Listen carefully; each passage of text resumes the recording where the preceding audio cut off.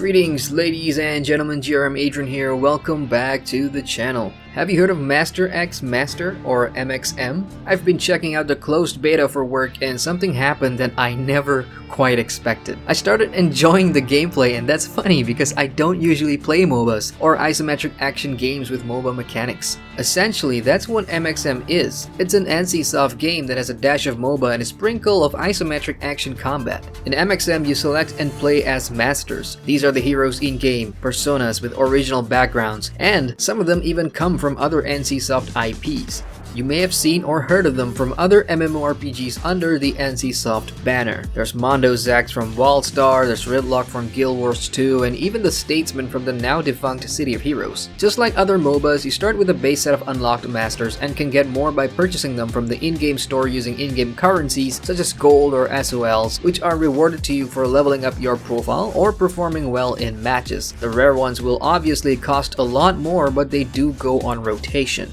Your profile has an inventory system that holds augments and other materials you get from post-match rewards too. These can be used to upgrade your master's weapons, make costume tokens, and a bunch more. When it comes to the basics of movement and combat, it's fairly straightforward. You move around with the WASD keys from an isometric view, and your left mouse click is used to fire. The right mouse click is to dodge, and that consumes stamina, which replenishes over time. If you're familiar with games like Marvel Heroes 2016 or Hybrid Wars, which I did a review for, then that's what you can expect. What differentiates MXM from most other MOBAs is that masters come in twos, so you pick two masters at the loadout screen before matches, and can swap between them by scrolling your mouse wheel. You can't do this all the time as there is a cooldown, so timing matters and players can use this as a strategy to avoid deaths or go in for the kill. Every master has unique skills and abilities too that requires you to hit more keyboard keys. These are on individual cooldowns and throughout matches can be increased in power, which is very MOBA-like. There's also an ultimate skill that needs to be charged by picking up chargers that spawn randomly on the map. All in all, very easy to learn, especially for a MOBA noob like myself.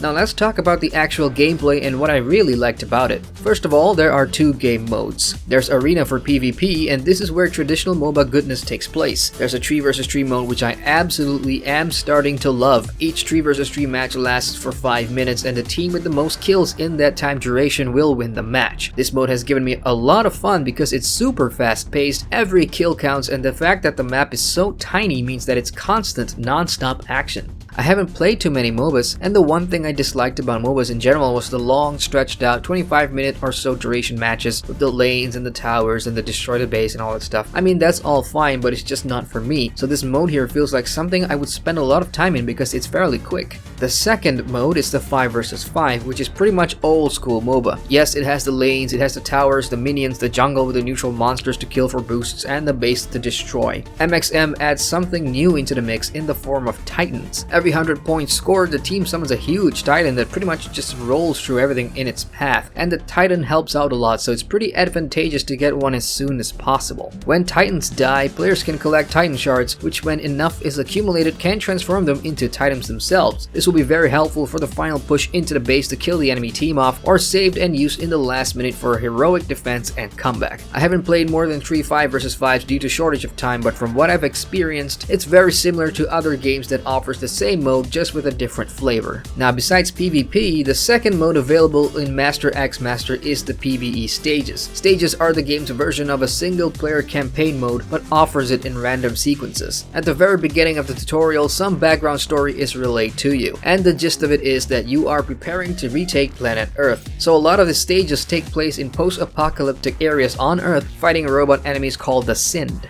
Now there isn't much I can tell you about that because the story comes and goes in bits and pieces with a lot of loopholes, which is disappointing because I was hoping for a more fleshed out single player story campaign. Nevertheless, these stages come with fully voiced dialogues and objectives which all lead to a final boss. What I like about the final boss fights is that they usually have pretty fun mechanics that offer some challenge to you and your masters. What's cool about PvE is that you can bring a friend, or 2, or 3 to join you as you raise the stage's difficulty. So if you and your friends enjoy the gameplay and need a break from PvP mode, then jumping in for some random hack and slash or shoot 'em up gameplay in PvE can be fun.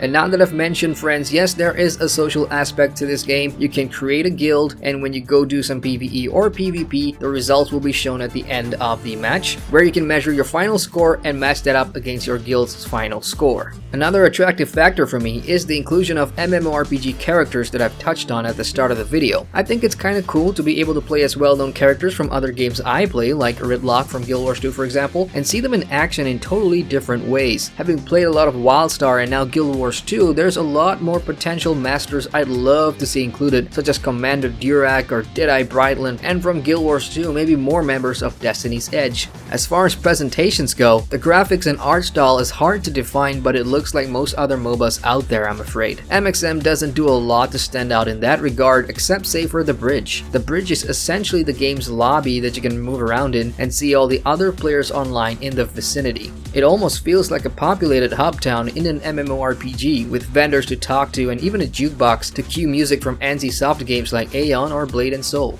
Overall, if you are a fan of the MOBA genre and have dabbled in NCSoft games like their lineup of MMORPGs, then I think you might like Master X Master. I don't have the MOBA experience to lay out why this is better than Dota or League of Legends, but I will say that for someone who doesn't play MOBAs in general, I found MXM's gameplay, the PvE mode and the 3 vs 3 PvP mode especially, to be fun either solo or with a friend. So that's my thoughts about Master X Master in the closed beta. You can jump in and check out the game for yourselves. I believe you can sign up right now and hop in for free. The open beta is scheduled for later this month, and hopefully NCSoft has some more content or improvements for the game. And that's it from me. If you enjoyed this video, give it a like and don't forget to subscribe to the channel for more MMO content. Once again, my name is Adrian and I thank you for watching.